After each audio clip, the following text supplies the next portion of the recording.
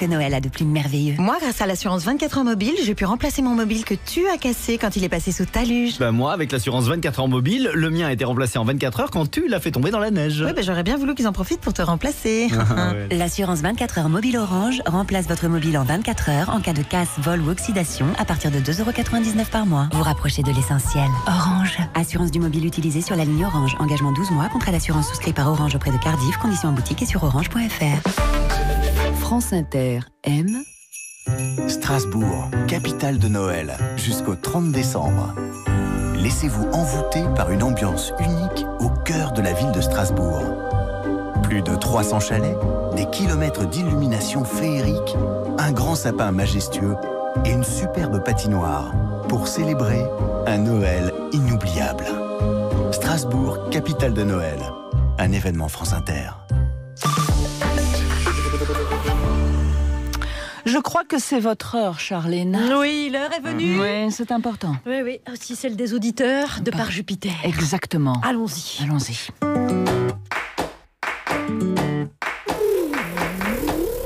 Salut les amis. Salut Charline. Alors aujourd'hui c'est le feu. On reçoit Vlad et Solo de l'Afrique enchantée. Par Jupiter enchanté quoi. C'est la Belgique qui frappe à ta porte. Yes. C'est l'hiver qui frappe à notre porte. Ah bah non, c'est pas ça. Les amis, allumons. Non, Juliette.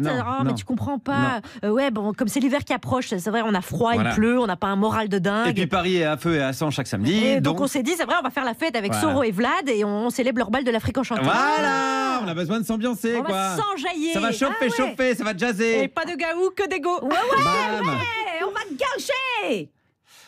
Non, alors attends, j'y vais. Alors Juliette, qu'est-ce que tu comprends pas dans Afrique enchantée? Quoi? Non, mais moi aussi, je suis à fond. Non, Juliette, mais gâcher, on va pas au bal musette, là, c'est pas la guinguette à Gégène. Mais non, c'est pas le petit vin blanc sous les tonnelles, patate, là, c'est alcool de palme et chapalo, hein. Mais toi, la grosse patate, oh. Gâcher, je te signale que c'est un mot super à la mode en ce moment en Côte d'Ivoire, et il se trouve que c'est un mot qui arrive du XIIe siècle et de la langue d'oc. Oh, tu m'as chippé, là. Mais je t'ai tellement chippé, gaou. C'est blague et tuer, ça.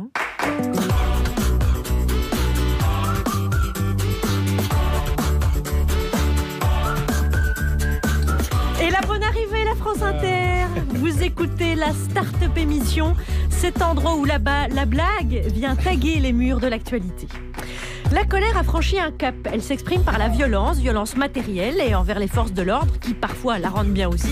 Bien que le vandalisme soit condamné, c'est un moyen d'expression. La preuve, depuis que ça pète, le français moyen est soudainement invité au même titre que les experts sur les plateaux de télé. Je leur dis que quelque chose s'est levé qui ne s'arrêtera pas. Dans l'amphithéâtre de l'université, si notre voisin est sénégalais, il paiera bientôt 16 fois plus cher que vous pour apprendre la même chose.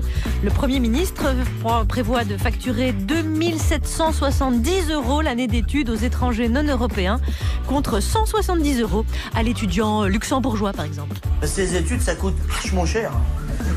Et encore, moi je faisais grave, j'étais un de ceux qui étudiaient le moins. Donner un petit nom ridicule à son conjoint, cela permet de signifier le « nous deux » par rapport au reste du monde. C'est pourquoi l'appeler bibiche devant un tiers, c'est parfois un petit peu gênant. Ça va mon coin-coin? Oui, merci. Et voici celle qui a poussé Alex dans l'escalier aujourd'hui. C'est sa doublure capillaire, Juliette Arnaud. Bonjour la France Inter, bonjour Charline. Vous me le demandez pas, mais je vous le dis, on a une belle équipe. Enfin, une belle équipe, sans doute une équipe testostéronée, j'en suis sûre, puisqu'il y a que des mecs, et même mieux magiques que des Thomas. D'abord Thomas Bidegain, l'homme en face à qui tu voudrais dire s'il vous plaît, dessine-moi un mouton. Et puis comme tu es grande fille maintenant, tu dis s'il vous plaît, raconte-moi comment on raconte une histoire. Eh bien moi je vais vous parler justement du narrateur. Eh oui. Super. Mise en abîme. Ouais. Incroyable. Juste après, Thomas Meurice, le fameux frère jumeau angélique de Guillaume Meurice. Alors Thomas Meurice, qui n'allez-vous pas embêter aujourd'hui? Non, j'ai embêté pas mal de monde. Je suis allé à une réunion de la République En Marche. C'est pour vous dire, je vous cache pas qu'on a causé gilet jaune. J'ai même discuté avec un député. Ce qu'on va faire, c'est assez simple et pas simple. Ouais. Je pense que c'est gagné du coup, mais c'est pas gagné. Et on finira avec Thomas Croisière, qui à l'instar de son mentor Tom Cruise cartonne dans 2 domaines, le cinéma et une qualité capillaire en tout point remarquable. Et très inspiré par vous. Et comme il paraît qu'à Paris, c'est le Far West, j'ai décidé de vous parler de Sergio Leone. Ouais. Et voici ceux qui vont enjailler l'open space. Je vous laisse nous dire qui vous êtes, l'un après l'autre. Vous êtes... Soro Solo et Vladimir Cagnolari. Oh, dis donc. Ils sont là. Charline Vanhoenacker par Jupiter. Vlad et Solo, bienvenue. Alors Vlad, vous étiez jeune reporter à RFI quand vous avez... toujours un jeune reporter. Oui, c'est vrai. Toujours à RFI en plus. Aussi. Mais vous avez rencontré Soro Solo à Abidjan lors d'un reportage, c'était en 2001. Soro Solo, le dieu de la radio, avec beaucoup plus que 17 millions d'auditeurs. Ouais. Sur la radio Côte d'Ivoire, parce qu'au-delà de la Côte d'Ivoire... C'était le Ghana, la Guinée, le Mali, le Burkina, le Libéria, et en ondes moyennes, on arrivait jusqu'en Mauritanie, au Congo, ce qu'on appelle aujourd'hui la RDC. Ouais, bah, je voudrais pas t'enlever du mérite quand même, mais quand tu as commencé tes émissions, il n'y avait qu'une seule radio, alors évidemment... c'est ce que j'ai avoué à tout le monde, mais enfin, je l'ai jamais caché. Mais Soro Solo titille le pouvoir, critique les autorités, et puis il y a aussi la crise en Côte d'Ivoire qui éclate en 2002, et vous vous réfugiez à Paris, où Vlad vous accueille, vous tend les bras.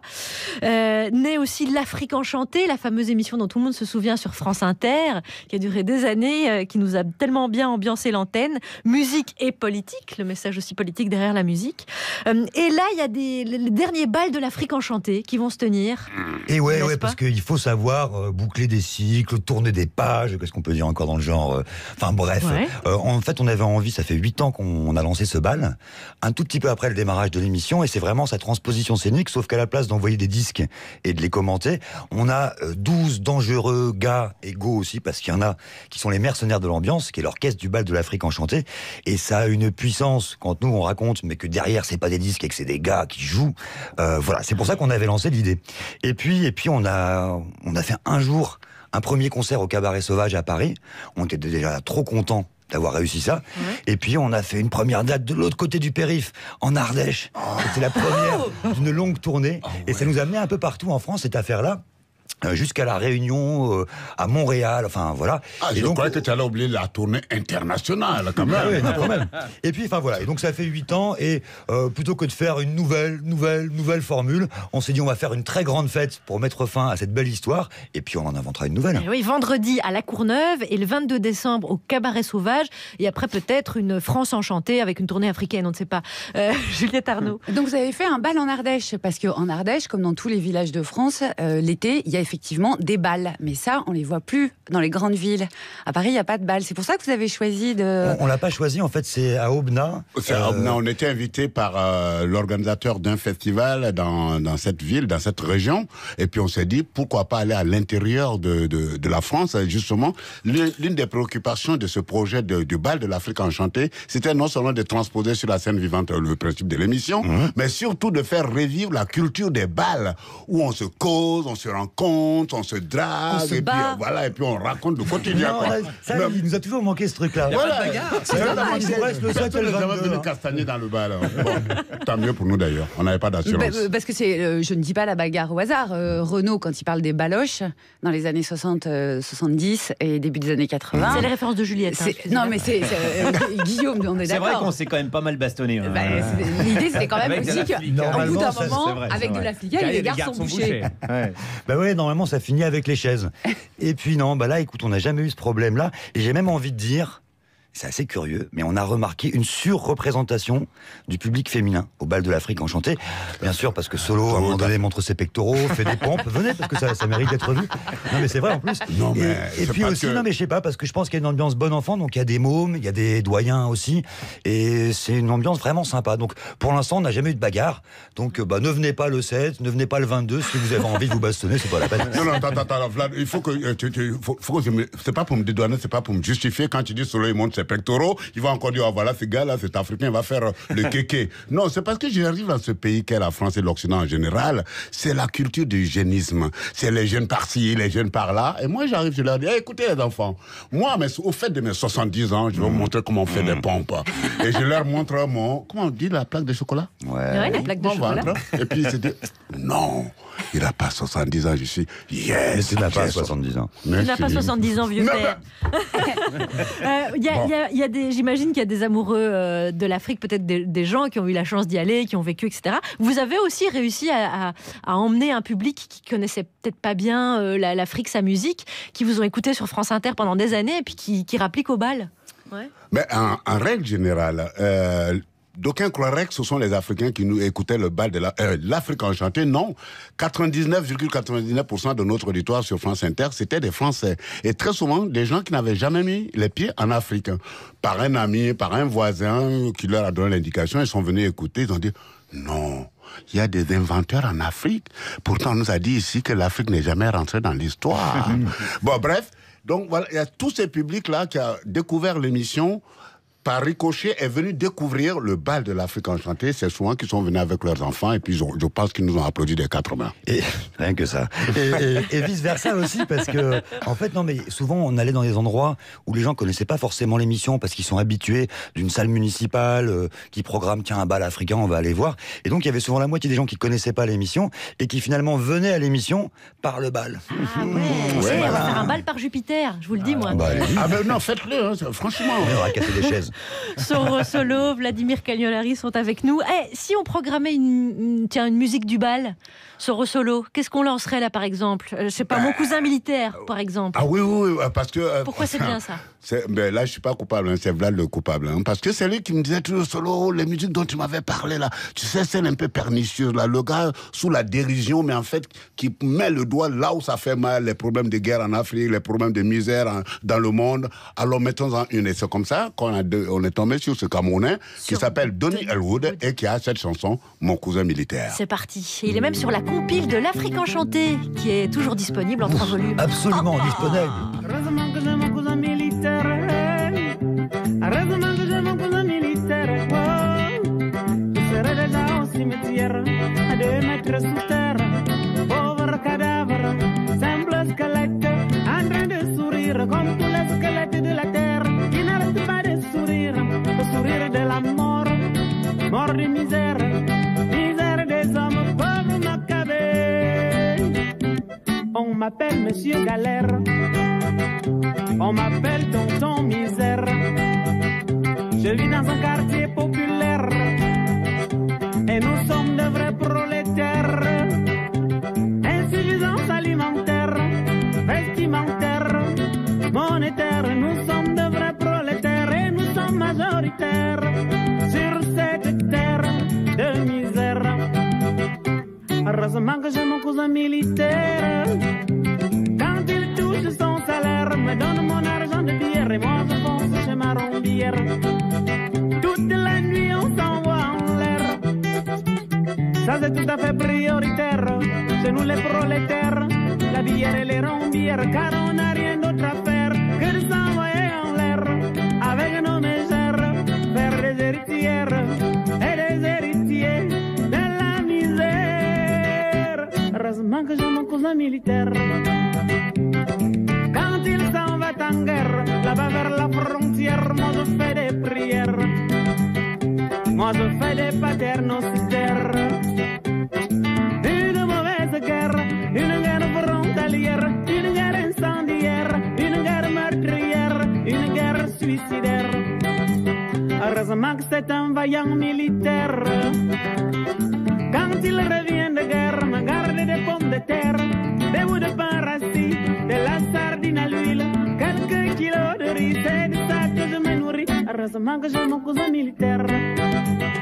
J'ai pourtant fait le cours élémentaire, je sais lire, je sais compter. A, B, C, D, 1, 2, 3, 4. Je peux même réciter le corbeau et le renard. Mais où est donc ornicar? Je maîtrise même la grammaire. Bijoux, cailloux, je joue, pal, cal, carnaval. Faites quelque chose pour moi, mes frères. Je veux pas mourir dans la misère. Je veux pas finir dans la galère. Heureusement que j'ai mon cousin militaire.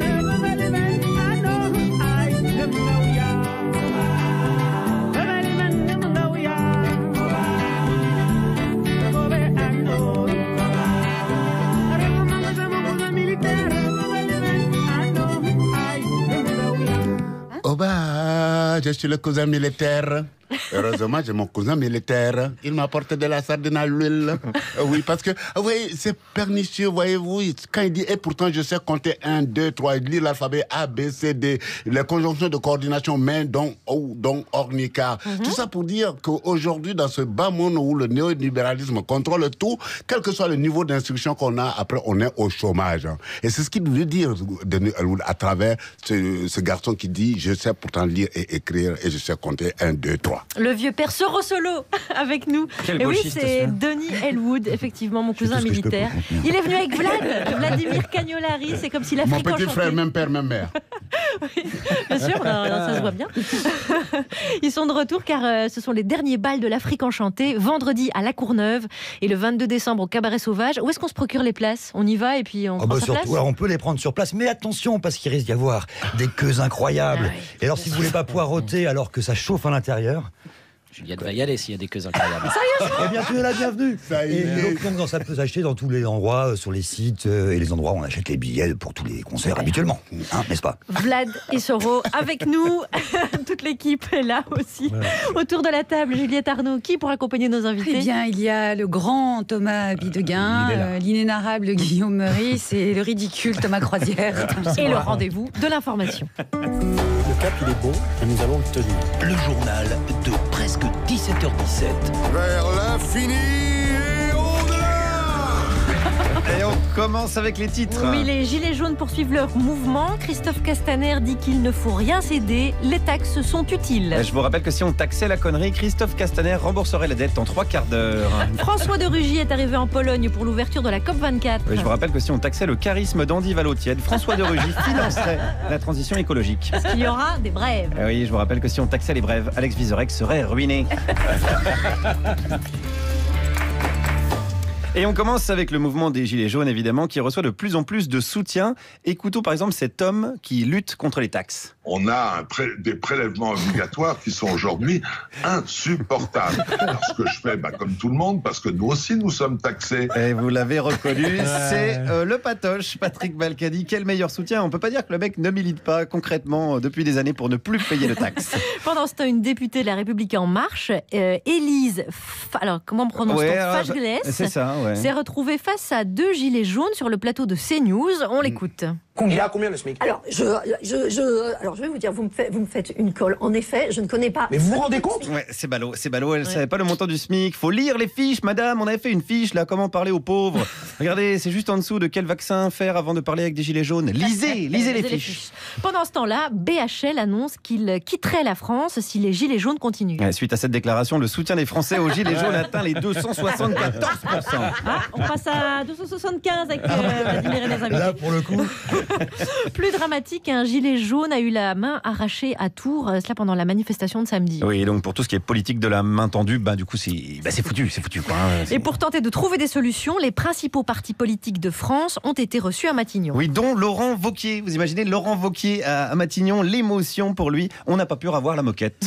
À propos de moquette, justement, l'Élysée va dépenser 300 000 € pour la changer. Et en plein mouvement social, c'est donc pas la honte qui les étouffe. Saint-Maclou, priez pour eux.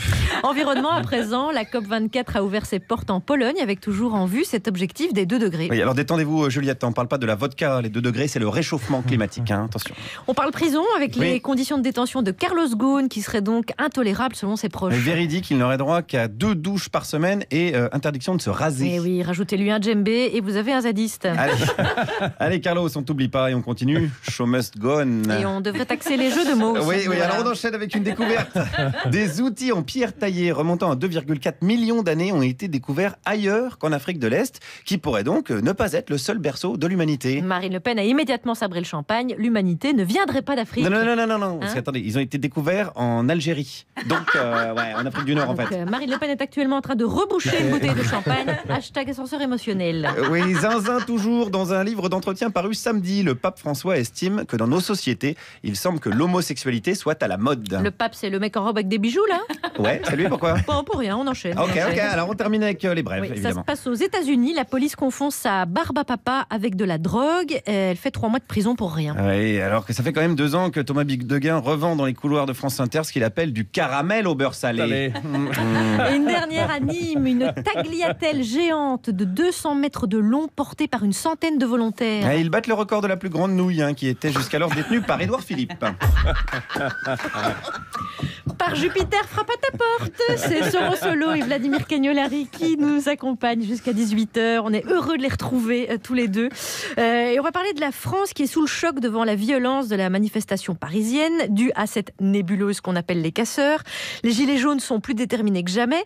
Alors les violences sont condamnées de toutes parts, mais le constat c'est aussi que depuis que la colère dérape, le gouvernement est mis réellement au pied du mur et le français moyen est soudainement arrivé sur les plateaux télé avec leur gilet au milieu des experts et des éditocrates. Et oui, alors qu'en pense Marie Solange qui habite avenue Foch? Oh, la fièvre monte. Madame, je crois qu'ils s'approchent de la maison et qu'ils sont tout autour. Du calme, hein. Marie-Antoinette se trouve dans la même situation aux Tuileries et elle n'a pas perdu son self-control, que je sache. Oui, enfin, maman, elle a quand même fini sous la guillotine. Hein. Un extrait de Potiche, le film de François Ozon. Si l'Arc de Triomphe a été tagué, et on le déplore, mais s'il a été tagué, c'est qu'il n'est pas respecté comme quelque chose de sacré par certaines personnes. Est-ce qu'il ne faut pas essayer de les comprendre? Parce que souiller, c'est malheureusement un mode d'expression qui d'office est exclu, mais, parce qu'il est violent, mais le fait que l'Arc de Triomphe ne soit pas respecté, est-ce que ça veut dire quelque chose et que cette violence qu'on a vue, faut chercher à comprendre et qu'elle a peut-être changé quelque chose ce week-end? Quel regard vous avez là-dessus, vous Moi, je dirais, comme tu dis souvent, violente question. Violente question. Ouais, je pense que quand les populations, où qu'ils soient sur cette terre des hommes, quand ils arrivent à désacraliser le sacré, ça veut dire que le chef spirituel de la société lui-même a commis des actes qui amènent le peuple à ne plus le considérer comme le représentant légal de sa condition. Ouais, mais moi je suis par exemple pas du tout d'accord avec ça, c'est-à-dire que on détruit nos propres infrastructures. Tu vois, c'est comme quand il se passe justement les émeutes dans les banlieues, on casse tout ce qu'il y a et après on reste dans cette même merde, quoi. Parce qu'on a tout cassé aussi soi-même. Et je trouve simplement que on gagnerait vraiment à entendre tout ce que ces gilets jaunes ont à dire. Et il y a beaucoup de choses que je trouve légitimes, d'autres peut-être moins. Mais en tout cas, je trouve que c'est absolument pas la bonne manière. Alors bien sûr, les gars sont débordés. Sauf que du coup, ça demanderait vraiment aujourd'hui s'organiser comme une force politique. Quant à ce que tu dis sur la légitimité, moi personnellement, je trouve que utiliser des procédés antidémocratiques pour justifier une plus grande démocratisation, personnellement, je trouve que ça n'a aucun sens. Mais est-ce que c'est antidémocratique de taguer un monument mais le tag, en fait, finalement, ça sert rien du tout. Enfin, pour moi, en tout cas, s'efface, heureusement. Et puis, pour le coup, c'est totalement anecdotique. Par contre, casser, brûler, s'en prendre à des gens, cramer une préfecture, ou bien menacer des gens physiquement. Les deux qui sont partis l'autre jour chez Édouard Philippe négocier, il y en avait un qui était sous couvert d'anonymat, et l'autre qui est parti au bout de 20 minutes en disant que après il s'était fait menacer.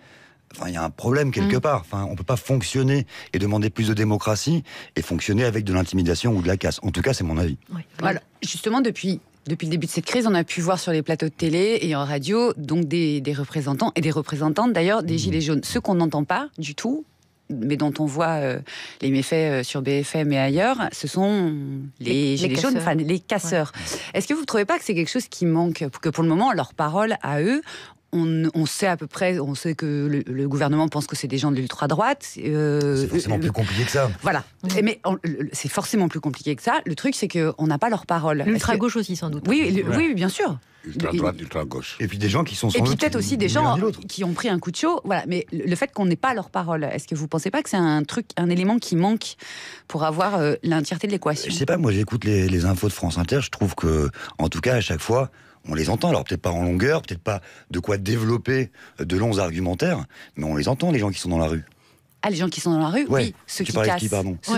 Ceux qui sont anonymes, qui sont cagoulés. En général, ceux-là, ils ne courent pas devant les caméras et les micros. Non, mais anonymement, il y a moyen sans doute de les dénicher pour essayer de comprendre.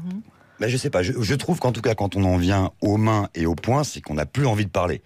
Donc c'est un vrai problème, c'est ce que tu disais un petit peu aussi.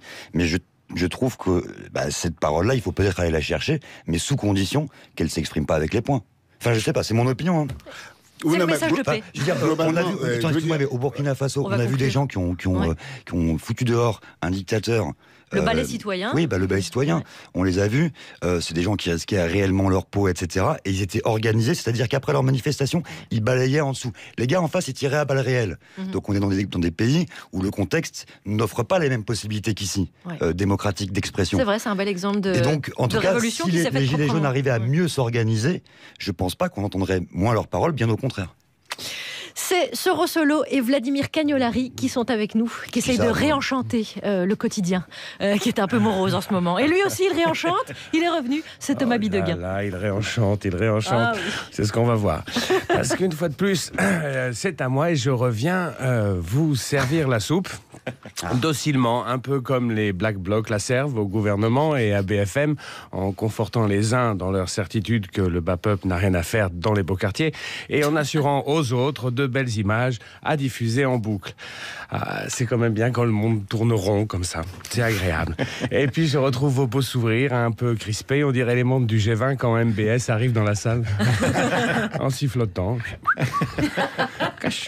Alors, une fois de plus, je viens vous parler de storytelling. C'est ce que je fais ici. Je parle de tous ces petits éléments de mobilier urbain, de récits qui savamment empilés avec une voiture qui brûle en dessous et les restes de la vitrine optique 2000 par-dessus forment la fière barricade des grands récits. Et la figure du jour dans le monde du storytelling, c'est le narrateur. C'est la place la plus convoitée, celle du narrateur. Tout le monde veut tenir le crachoir. Tout le monde veut être celui qui raconte l'histoire. C'est comme ça. On est prêt à toutes les bassesses pour devenir narrateur. Sans doute parce que l'histoire est écrite par les vainqueurs, comme affirmait ironiquement Brasillac. Ironie qu'il maniait lui-même comme une arme à double tranchant, puisque quelques semaines après avoir écrit ces lignes, il était fusillé à la Libération. En tout cas, dans le monde du storytelling, c'est la règle. C'est celui qui raconte l'histoire qui gagne.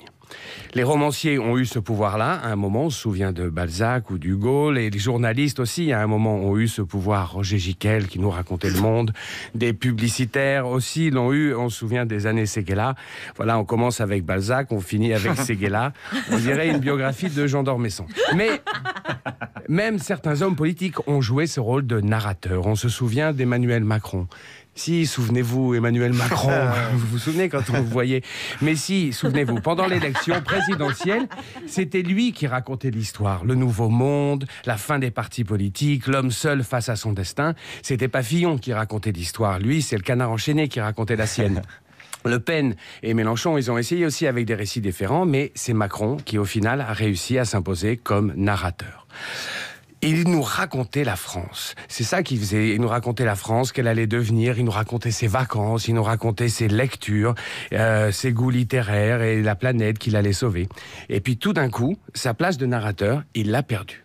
C'est plus lui, et ni son armée de petits vendeurs de photocopieurs qui racontent l'histoire. C'est plus ça. D'ailleurs, dès qu'ils apparaissent, maintenant, ils disent qu'ils entendent. Ils disent qu'ils écoutent. Et c'est bien la preuve qu'ils ont changé de position. Ils sont passés de narrateurs à spectateurs. Et c'est donc plus eux qui tiennent le crachoir. Alors, du coup, ils pourraient faire ce qu'ils veulent. Ils pourraient baisser le prix du diesel, distribuer de nouvelles subventions pour payer de nouvelles taxes, mais rien n'y fera tant qu'ils n'auront pas inventé une nouvelle histoire dont ils seront les narrateurs. Pour l'instant, c'est comme ça. Et comme c'est plus eux qui racontent l'histoire, on peut se demander qui la raconte. Bon, pas les journalistes en tout cas, qui ont réussi à se faire unanimement détester. Quand c'est pas les gilets jaunes qui les insultent, c'est la police qui leur tire dessus, ou les casseurs qui leur filent des coups de latte. Ils continuent à longueur d'éditoriaux à s'en lamenter, sans jamais vraiment se demander pourquoi. Mais alors, qui alors ? Donc, pas les contestataires non plus, qui ont visiblement toutes les peines à structurer leur récit. Et on se retrouve dans une période curieuse où la place du narrateur est vacante. Tocqueville disait « Le passé n'éclairant plus l'avenir, l'homme avance dans les ténèbres ». Ça qualifie assez bien le moment. Et ça me rappelle aussi mon premier mariage. Mais donc, quand on se souvient qu'il y a 18 mois, Macron marchait comme un culbuto devant la pyramide du Louvre pour y prendre la parole, et qu'aujourd'hui, les émeutiers pillent les machines à sous de l'Arc de Triomphe, notre monument national transformé en usine à touristes, eh bien, on se dit qu'en tout cas, en ces temps d'incertitude, les Champs-Élysées nous offrent une fois de plus la plus belle perspective du monde. Thomas Bidegain. Bam bam bam, ça se pose là. Bam boum Ouais, Thomas Bidegain qu'on peut réécouter sur franceinter.fr. Pour comprendre. Non, pour se délecter à nouveau de cette magnifique chronique, de ce storytelling. Allez, vous êtes dans Par Jupiter. Son album posthume, c'est une boîte à bijoux. On en saura, on le fait briller, c'est Immortel, Alain Bachung.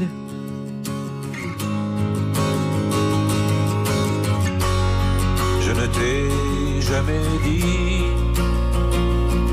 mais nous sommes immortels. Pourquoi es-tu parti avant que je te l'apprenne? Le savais-tu déjà? Avais-tu deviné que des dieux se cachaient sous les faces avinées? Mortel, mortel, nous sommes immortels. Je ne t'ai jamais dit, mais nous sommes immortels. As-tu senti parfois que rien ne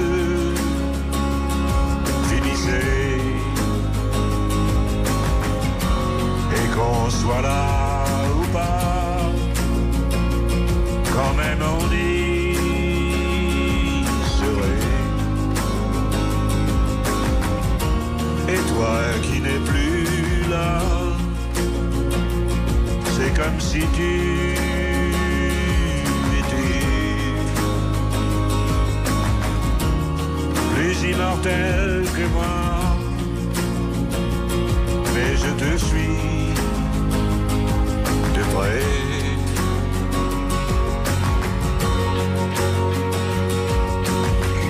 Mortel, mortel, nous sommes immortels. Je ne t'ai jamais dit, mais nous sommes immortel.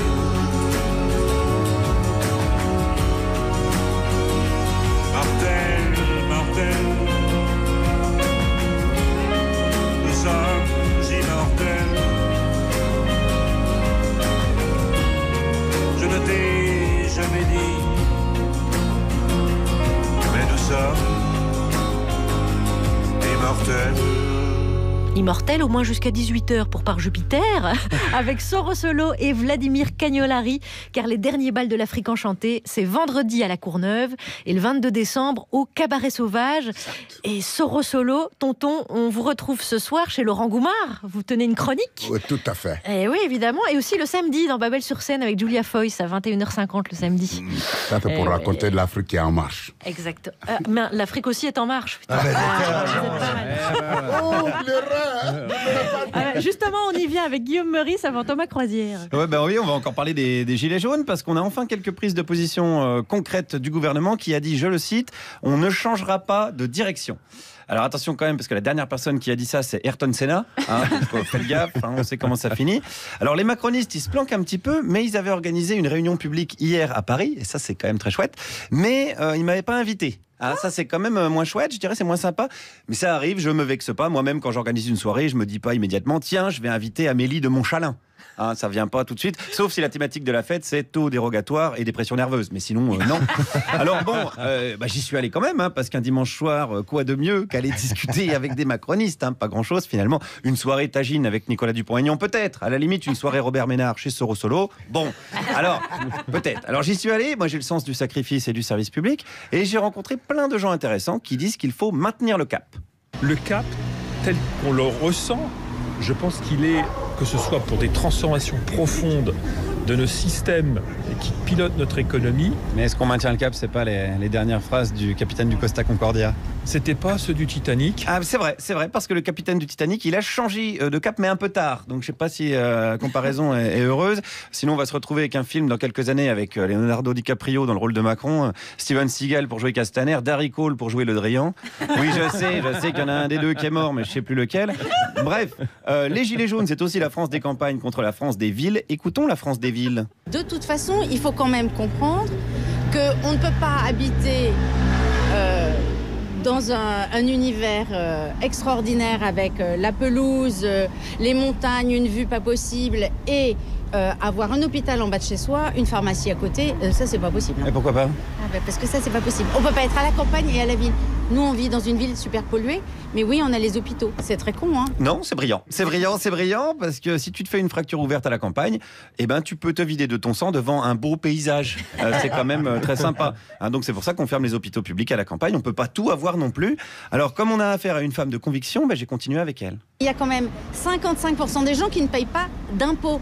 Alors, ils me disent, les gilets jaunes qui sont dans la rue parce que, pauvre chéri, ils payent trop d'impôts. Je veux juste savoir où, hein. D'accord? Parce que tous ceux qui sont au SMIC, ils payent pas d'impôts, hein. Ils payent pas d'IRPP. C'est parce que déjà, peut-être ils n'ont pas les moyens, non?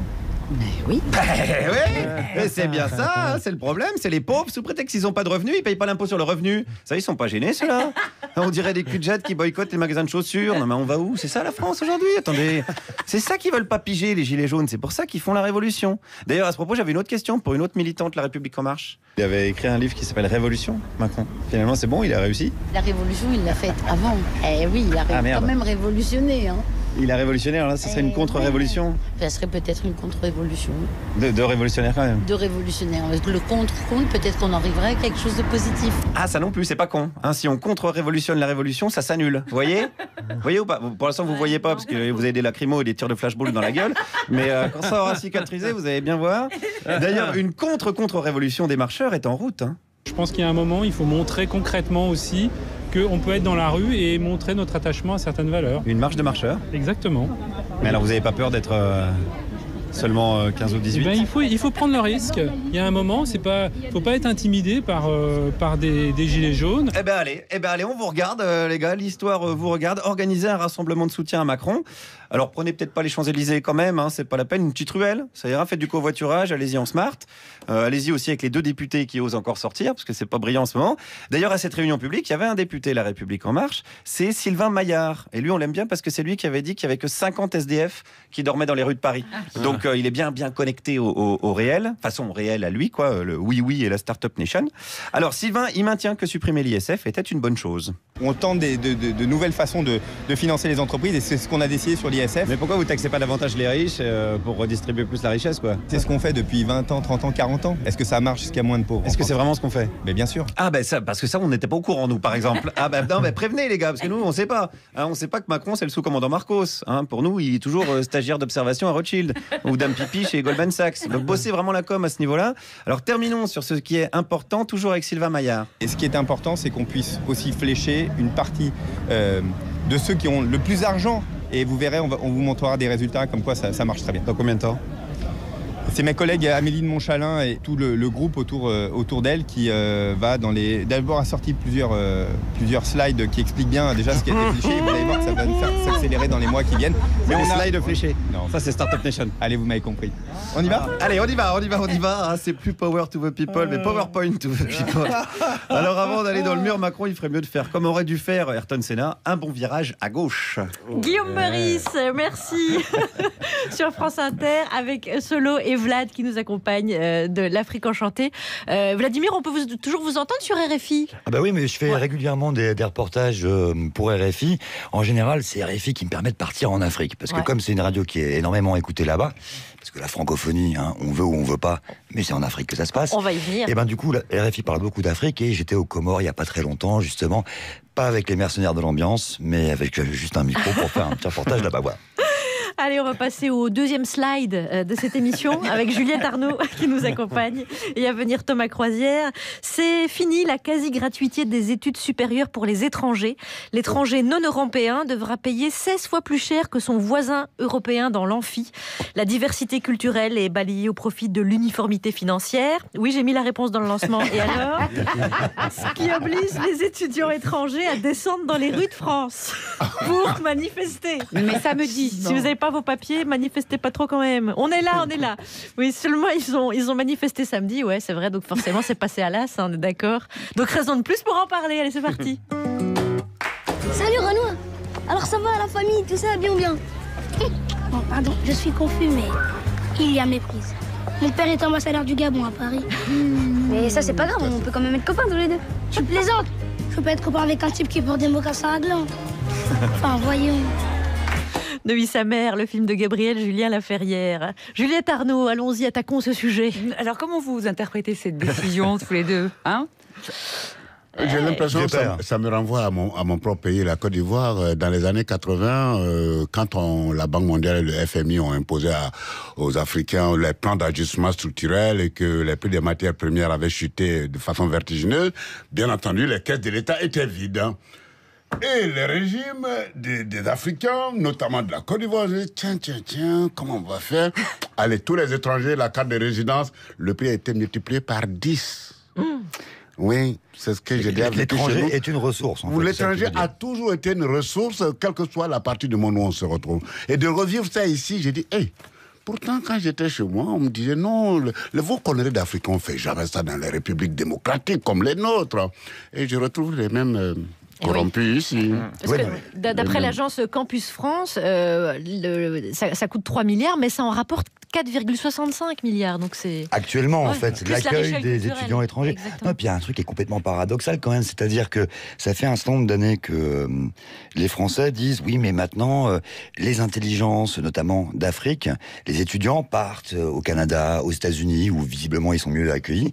Et donc, s'est posé la question il y a quelques années, je crois que c'était à l'époque de Sarkozy, comment on va faire pour les réattirer? Parce qu'en fait, on sait que ça crée des ponts ensuite avec ceux qui travailleront en Afrique demain et que c'est comme ça, en général, qu'on fait du business.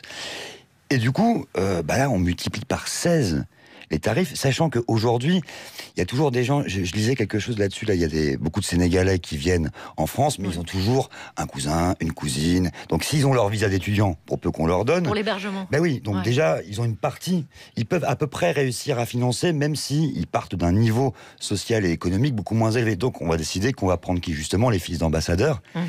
Comment on va financer ça? Les Chinois et les Russes qui sont attirés par le fait que le ticket d'entrée soit cher. Oui, mais est-ce que les Chinois et les Russes vont vraiment venir faire des études en France? Ça, vu ce qui se passe en ce moment, j'ai pas l'impression qu'ils vont venir en masse. Soyons sérieux. Thomas Bidgert. Non, mais on imagine la réunion où les gars disent les Français sont trop taxés, ils en peuvent plus. Bon, qu'est-ce qu'on fait? On n'a qu'à taxer les étrangers. On est bien cons. Et voilà, ça donne ce genre d'idée. Voilà, donc c'est une proposition d'Édouard Philippe le 19 novembre dans une stratégie d'attractivité pour les étudiants internationaux, mais donc qui va pénaliser les Sénégalais. D'ailleurs, dans les Sénégalais, les Maghrébins, il y a une pleine page dans Le Monde datée d'aujourd'hui, avec notamment un reportage à Dakar qui explique qu'il y a notamment un étudiant qui dit ma maman elle est femme de ménage à Hambourg et donc c'est avec cet argent-là qu'il parvient qu'il espérait pouvoir aller faire ses études, mais au lieu de 170 € ça va être 2770 €. Donc maman à Hambourg, elle n'aura pas les moyens de toute façon d'envoyer le fiston en France. Voilà pour ce sujet où les étudiants étrangers et les étudiants en général dans beaucoup d'universités se mobilisent et sont très peu entendus en ce moment parce que il se passe d'autres choses, mais on garde un œil là-dessus, évidemment. Je pense qu'il devrait faire convergence des luttes avec les femmes. Par exemple, qui n'ont pas été très entendus. Non plus. Tous ceux qui manifestent le samedi en général. Oui. Et les homosexuels samedi dernier. Parce qu'on rappelle que la révolution, c'est le samedi. Voilà. Après, on se repose et puis on repart le samedi. Lui a réussi à traverser Paris, à enjamber les barricades. Il est venu jusqu'à nous. Thomas Croisière. Par Jupiter présente. Le cinéma de Thomas Croisière. Quel est son jingle? Bonjour Charline. Savez-vous pourquoi Soro Solo va rarement au cinéma? Non, Thomas. Parce qu'il voit rien. Existait-il une meilleure façon d'entamer ma chronique cinéma? Sans doute. Ce week-end, plutôt qu'un gilet jaune, j'ai enfilé mon cache-poussière et emmené mes enfants à la Cinémathèque pour visiter la formidable exposition Il était une fois Sergio Leone. Ce réalisateur italien, père du western spaghetti, autrefois critiqué, aujourd'hui célébré et toujours imité. Quiconque a appuyé sur le bouton record d'un caméscope s'est essayé à tourner des plans à la Sergio Leone. Ces gros plans pleins d'emphase qui permettent de repérer les comédons des comédiens.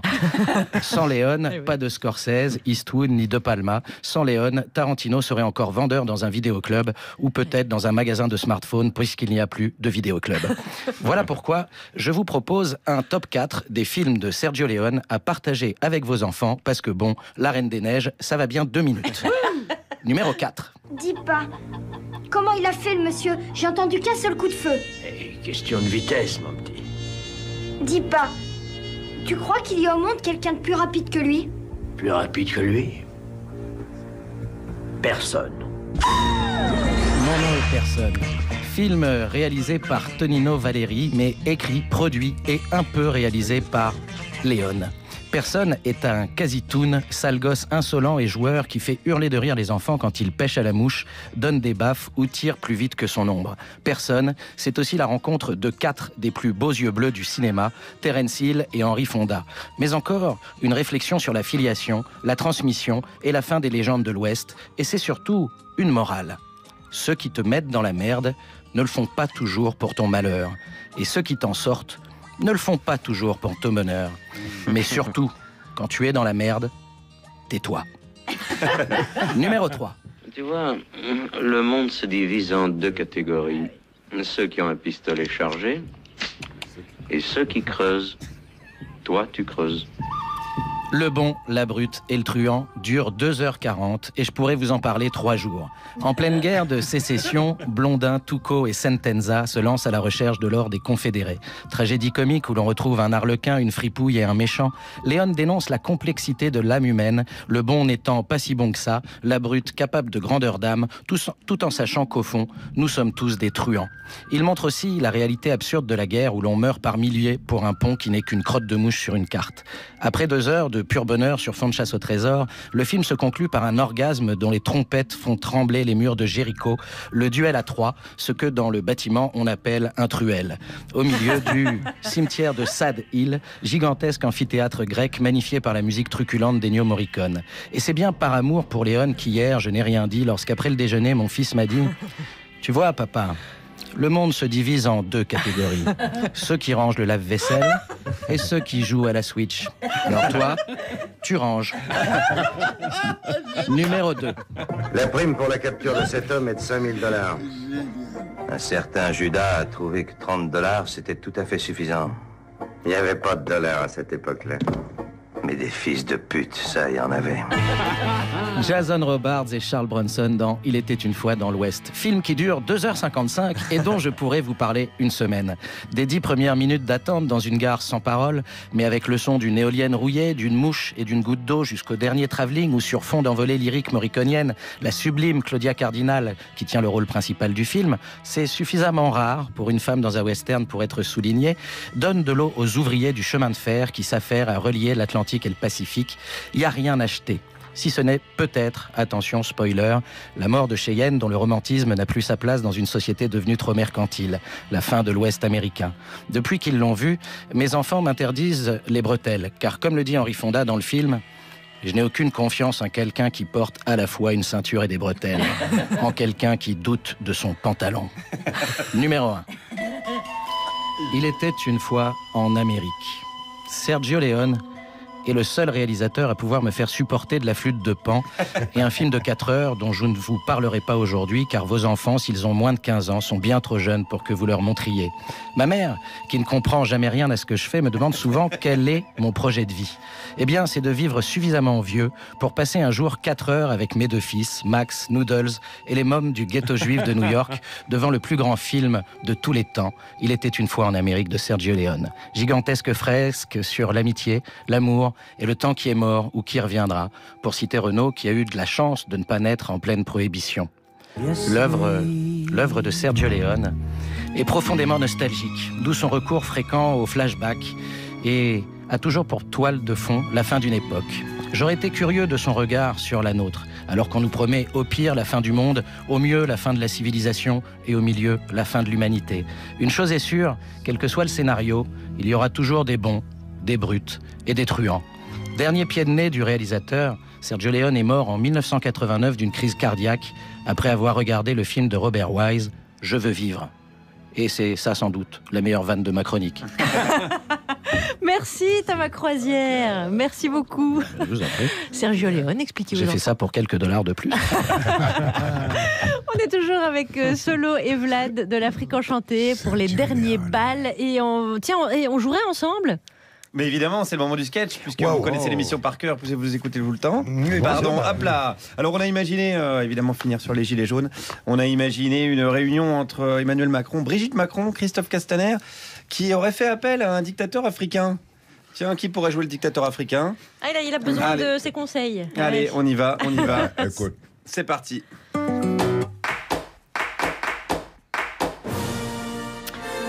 Alors Emmanuel, tu dis rien là. Je n'accepterai jamais la violence. Ne dis pas de bêtises, mon ami. Un gilet jaune, au secours, faites quelque chose, Castaner! Ce n'est pas un gilet jaune, c'est une tunique bariolée. C'est ma tenue traditionnelle de dictateur africain, s'il vous plaît. C'est très joli. Est-ce qu'ils font le même chez Zadig et Voltaire? Donc, que puis-je faire pour vous, monsieur? C'est lui qui pourrait faire beaucoup pour vous. Je sais comment mater le peuple. Je ne changerai pas de cap. C'est pourquoi il faut faire un geste fort. Je sais, l'état d'urgence. Non. Il faut que M. Macron s'autoproclame guide suprême, éternel. Oh oui, je t'aime, mon Manu. Oui, calme-toi, Castaner, hein, parce que la femme de Manu, c'est moi. Mais vous pensez que ça mettrait un terme à la crise?